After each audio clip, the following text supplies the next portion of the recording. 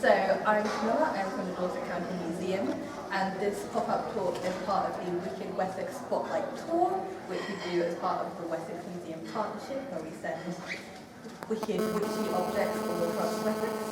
As many of you probably know, the Dorset County Museum is closed for renovations until 2020, so thank you to Shark Hall for letting us have our tour here and for hosting this talk. And thank you to Devizes Museum in Wiltshire, whose Bellarmine jar we're going to be talking about today. So I'm going to give you a brief overview of the history and the folklore surrounding the Bellarmine jar, and then Tony over here is going to give you his very personal experience chemically analysing jars, so you can kind of see what we get from history and kind of literary sources compared to what we find out from actually looking at the objects. So first, a little bit of background about this specific jar. Like I said, it's from the Devizes Museum, and it was found in the 19th century by a labourer, hidden underneath a road in the box area just outside Bath. At the time it was found, it was stoppered and fully sealed and presumably filled with interesting things. But by the time it was given to the museum, the contents were sadly lost, so we don't know exactly what used to be in it.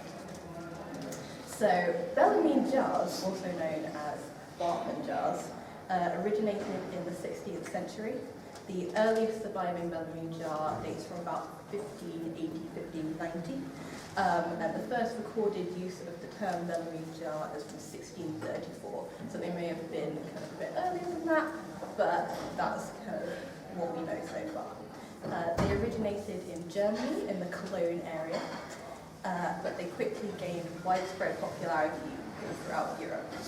They're made of salt glazed clay, which gives them this really distinctive mottled speckled appearance you can probably see. And they get their name from this very distinctive bearded face, which I hope you can all see.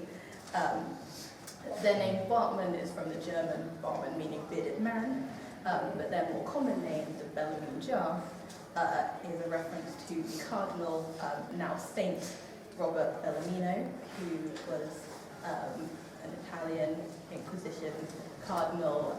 He lived from 1542 to 1621. He wrote a lot of prolific anti-Protestant literature and kind of rose to prominence during that time.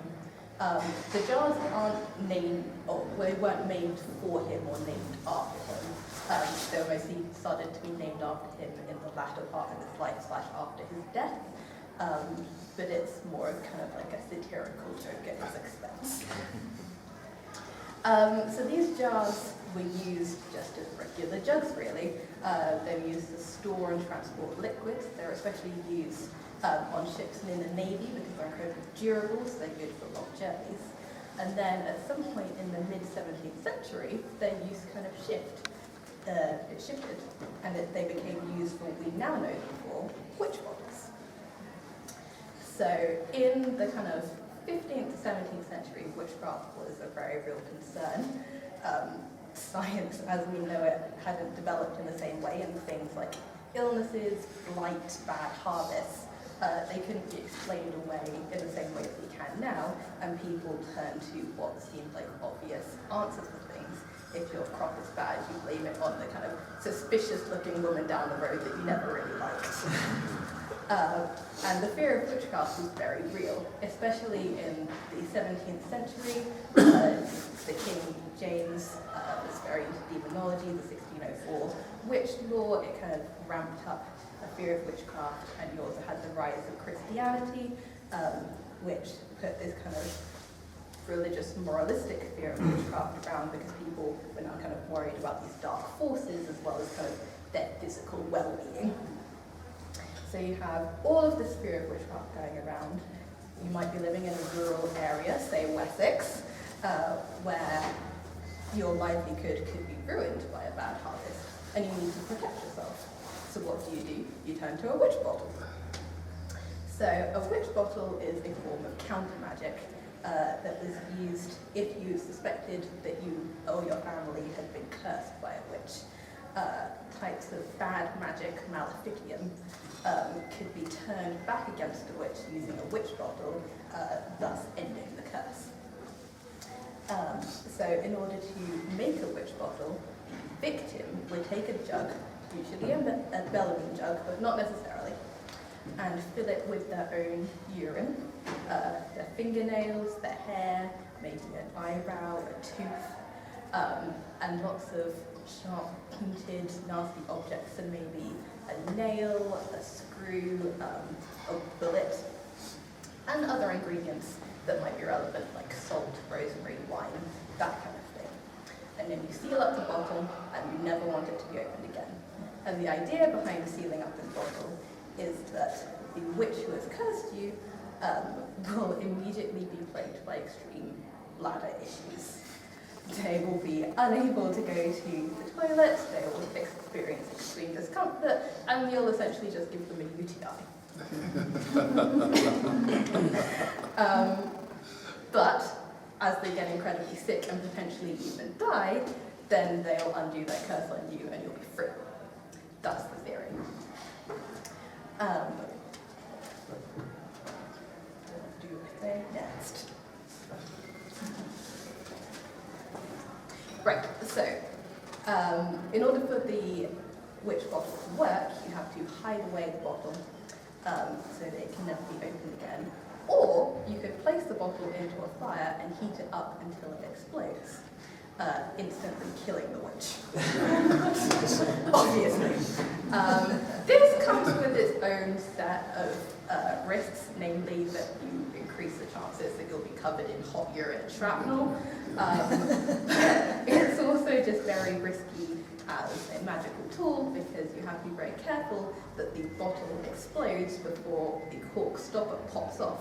Otherwise your spell is ruined and you have to start all over again. So for the most part, people seem to have buried their bottles instead of exploding them. And for that reason, we have a large amount of them that still survive to this day, very intact, because they were hidden so well, often in attics, in walls, underground. Like I said, this one was found underneath the road. And they're all incredibly well preserved. Approximately 250 have been found in England over the years, and about 5 of them are at Dorset County Museum. So it's kind of unknown exactly how this specific ritual came into being, but it plays into a much wider, much older magical tradition, the idea of sympathetic magic. So the idea here is that the ingredients in the spell represent something in real life. So by committing an action on the spell, the same action and reaction happens in real life. It's the same thought process that goes into sticking a pin into a voodoo doll and that causing pain in a real person. So in this case, the bottle filled with urine that's been stoppered up represents the witch's bladder and kind of captures some of her essence, and that's what causes the issues.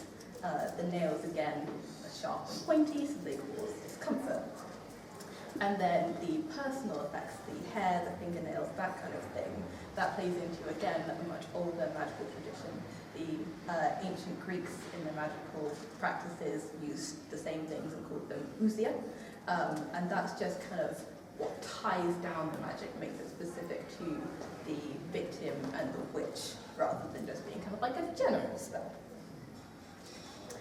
So these bottles seem to have been used fairly frequently, and they seem to have existed in kind of a strange moral and legal grey area, because witchcraft was illegal in England almost continuously from 1542 until 1735. And by all accounts, using a witch bottle is a form of magic. It's counter magic. You're creating a curse. But people don't seem to have seen using a witch bottle as indicative of you being a witch. Sometimes witches were found with witch bottles, but mainly it seemed to be regular people who used them. And for the most part, it seems to have been seen as a relatively okay thing to do, and was even prescribed by medical and legal professionals. So there are lots of recipes of how to create a witch bottle found in medical books from the 17th century, such as Joseph the Great's The Astronomical Practices of Physic, which gives very specific instructions on how to make one. And records from the Old Bailey from the 17th century show that a judge in London even instructed a cursed victim to go to an apothecary and make a witch bottle as part of a witch trial in order to undo his curse. You can see it was very much well, in these instances, entrenched into kind of legal medical practices, as well as kind of life folklore.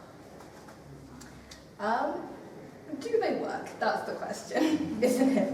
I can't really say for certain. I wouldn't like to say it in case someone curses me for being wrong. At this point, most people seem to think that if they did work, it was more psychological than literal. The idea of taking control of your own life and your own health and making a witch bottle may have given people kind of psychological relief from whatever illness they might have been suffering from.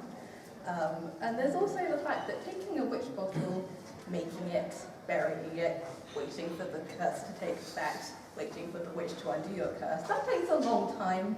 And during that time, your illness, your bad harvest, your blight may have kind of resolved itself. And that is it, really. That is the folklore history of the Bellarmine jar. And now I'm going to hand you over to Tony, who's going to give you a bit of scientific input. Thank you very much. I've learned so much more about those than I ever knew before, so that's great.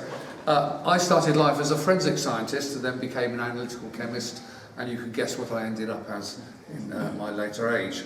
We came across the Reigate witch bottle around about the year 2005, something like that, and my colleague and I, Alan Massey from Loughborough University, did some analysis. Now, the Reigate witch bottle was discovered in 1993. It's a Bellarmine, it's a glass one, and it was probably 40 years old when it was buried. It was buried upside down, it was sealed, and the person who found it opened it.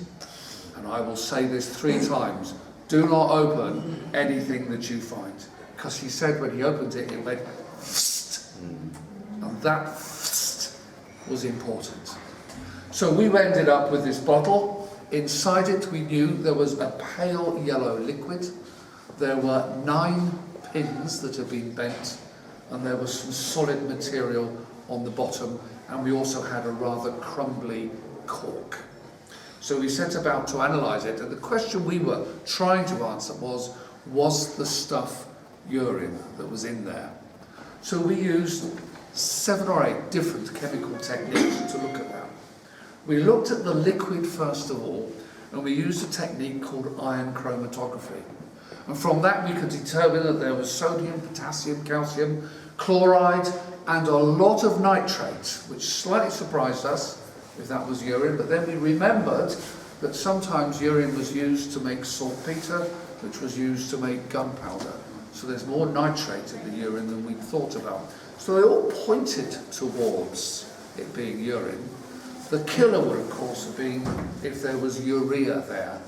But over the course of the years, and with hydrolysis and with bugs and things growing, the urea is converted to carbon dioxide and ammonia. And you remember that psst, when it opened? That's where it probably went. If we had had the bottle, we could have analysed that headspace and be pretty certain whether or not there was urine in there. But nonetheless, what we found in there using ion chromatography certainly pointed to it being probably urine. And we'll come back to other pieces of evidence as well. We then turned our attention to the pins. 9 beautiful pins, all bent. And we just teased the 9 of them out and looked at them with an optical microscope.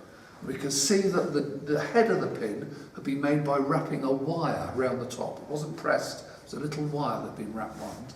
And then when we measured the angles of all of the pins, we could see they varied from 102 to 116 degrees. In other words, they had all been bent at the same time. Of course, the inner one was sharply bent, and the outer one was less, and then put in the bottle. We tried this. You have to be quite strong to bend 9 pins. But I guess people were stronger in those days anyway, because it did more manual labour. But certainly that was possible. Bent and then put into the bottle. The pins looked as though they'd been painted black. And we used electron microscopy to look at that. And we found that it was copper sulfide on the surface. Now the sulfide may well have come from things like methionine and creatine in the urine that was there. So we think that's another little evidence that there was urine in that bottle. But we then did the analysis on the pins, and for that we used a wonderful technique called inductively coupled plasma mass spectrometry.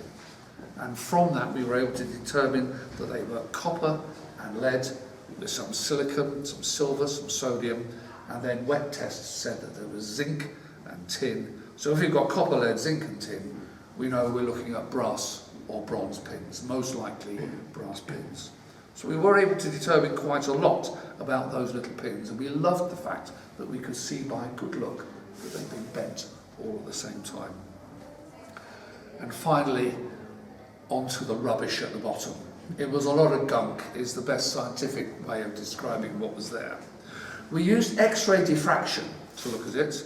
We found calcite, which is a form of calcium carbonate, that could have been due to the water, but it might have been that other organic-y structures that break down to calcium carbonate were in there that we can't determine, because remember, the bottle was open. What should you never do with the Bellarmine? Thank you very much, because all sorts of things go wrong starting from there. But when we look very carefully, we used an optical microscope for this, there's nothing quite like looking carefully at things.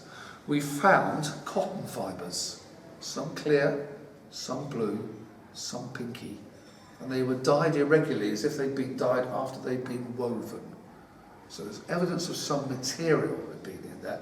And sometimes I believe they put felt hearts in as well to these bottles as part of the magic. There was wool and linen, animal hair, we couldn't determine that, but we think we found an eyebrow as well, which should be that essence of the hair put in there, not quite the hair of the dog. But we did find grass debris, and we do know that sometimes the tufted hair grass, which has very spiny leaves, may have been used in these bottles, because again it's prickly, and the idea is if you're going to pee those out, it's going to hurt like nobody's business. And what kind of sort of clarified this for this is we did some more work on the types of silica that were there, and we found both the amorphous silica, which you'd expect from a grass, and also alpha quartz, which you'd expect from soil. So it could well have been some of the grass was pulled up and popped inside there. Most of it broke apart, but we found the silica that was left. And finally, we were left with the cork.